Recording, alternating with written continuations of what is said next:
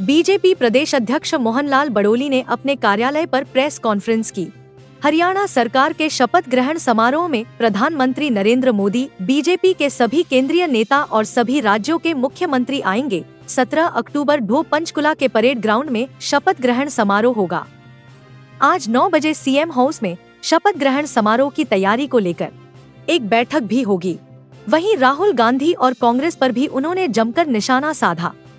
विजयदशमी का दिन है और बुराई पर अच्छाई की जीत का जो प्रतीक के रूप में हम मनाते हैं। दो विषय हैं, एक तो मैंने बताया कि आज विजयदशमी का दिन है और कल रात को ही देश के लोकप्रिय प्रधानमंत्री नरेंद्र मोदी जी का हमें समय मिला है, जो हरियाणा प्रदेश में तीसरी बार भारतीय जनता पार्टी की स्पष्ट बहुमत की सरकार प्रधानमंत्री नरेंद्र मोदी जी के मार्गदर्शन में बनी है।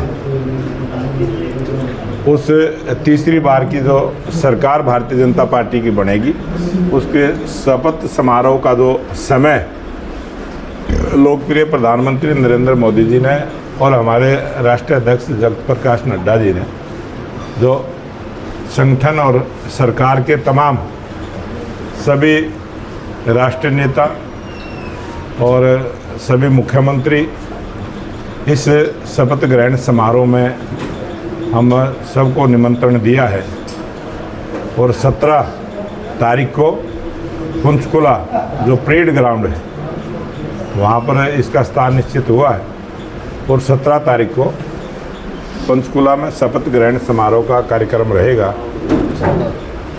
ये दो विषयों की जानकारी आप सबसे साझा करनी थी। समय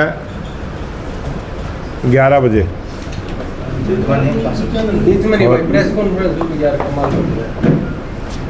तीसरी बार भारतीय जनता पार्टी की स्पष्ट बहुमत की सरकार बनी है। उसमें आप सब पत्रकार भाइयों को भी हम निमंत्रण देंगे और यहाँ सोनीपत की प्रिंट मीडिया को तो जो यहाँ उपस्थित आपको मैं दे ही रहा हूँ, खुद भी दे रहा हूँ और आपके जो निमंत्रण पत्र है वो भी मैं देने का काम करूँगा।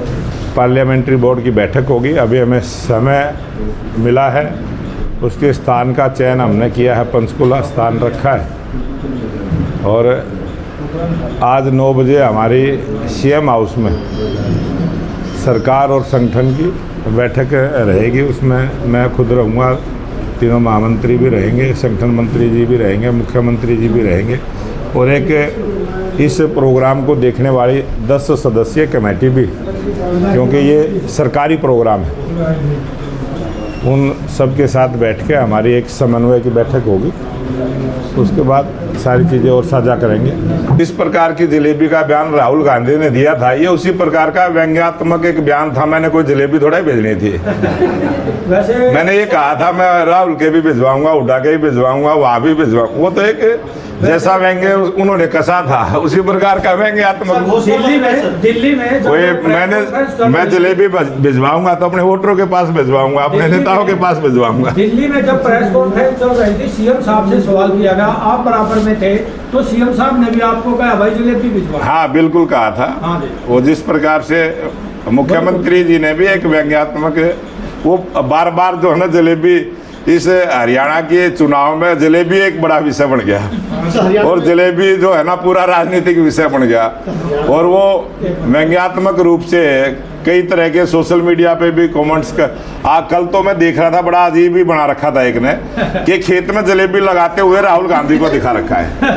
अब कौन क्या अपनी कल्पना से सोशल मीडिया पे चला रहा है, ये सारी एक मुहावरे के रूप में, चुटकुले के रूप में, मनोरंजन के रूप में। ये बात जरूर है कि राहुल गांधी जी ने भी ये नहीं पता था कि वो हलवाई की दुकान पे बनती है, फैक्ट्री में बनती है। उसने बयान ऐसा दे दिया, उस बयान से जो है ना हरियाणा की जनता जो है ना बड़े मजाकिया मूड में रहती है। अच्छा, हम ये और वो मजाकिया मूड में ये सारी बातें उत्पन्न होगी और मजाकिया मूड में ही वो जलेबी का जो है ना एक राजनीतिक जो है मुहावरा बन गया है। यानी कि जलेबी की टीआरपी बढ़ गई। हाँ, जलेबी एक ऐसा हमारा खाद्य पदार्थ है जो हर घर में हमारी महिलाएं हर रसोई में बनती है, हर दुकान पे बनती है। इसकी कभी भी फैक्ट्रियाँ नहीं लगी, तो राहुल गांधी को पता नहीं चला, इसलिए वो एक बन गया। काफ़ी दिन से हम सुनते रहते हैं और ये इस प्रकार का है कि झूठ की गुट्ठी पिला रखी है। वो झूठ की जो गुट्ठी पिलाते रहे उसको हरियाणा की जनता ने जवाब दिया है।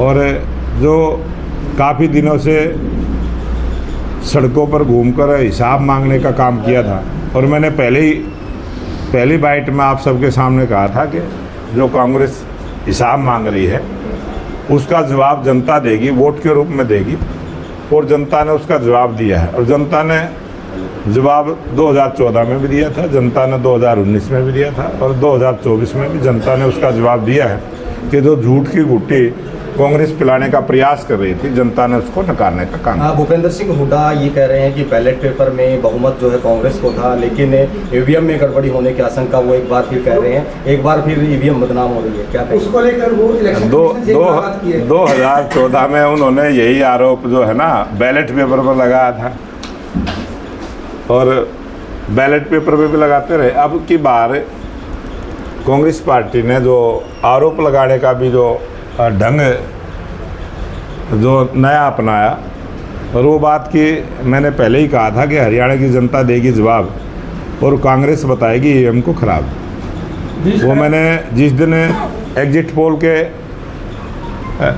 रिजल्ट टीवी स्क्रीन पे दिखाए गए और सभी सोशल मीडिया में मैंने उस दिन भी बाइट दी थी, और दो ही बात मैंने उसमें कही थी कि मैं सभी पत्रकार भाइयों का भी और सभी जितने भी एग्जिट पोल की एजेंसियां उन सबका धन्यवाद करता हूं। उन्होंने 2 दिन की खुशी कांग्रेस के नेताओं को दी है, और जैसे ही रिजल्ट आएगा उसके परिणाम आएंगे, और परिणाम आने के बाद जनता देगी जवाब, और ये कांग्रेस के लोग बताएंगे ईवीएम को खराब। ये बात मैंने उस टाइम भी कही थी। और दूसरी बात कही थी कि ये अभी 10 वर्ष का राजनीतिक वनवास कांग्रेस पार्टी का हुआ है, अभी अगला जनादेश आएगा तो 5 वर्ष का और हरियाणा की जनता वनवास देने का काम करेगी। तो चुनाव से एक दिन पहले और ये बातें मैंने जिस दिन एग्जिट पोल आए उसी दिन आप सबके सामने कही थी, उसमें कोई झूठ हो तो बताओ।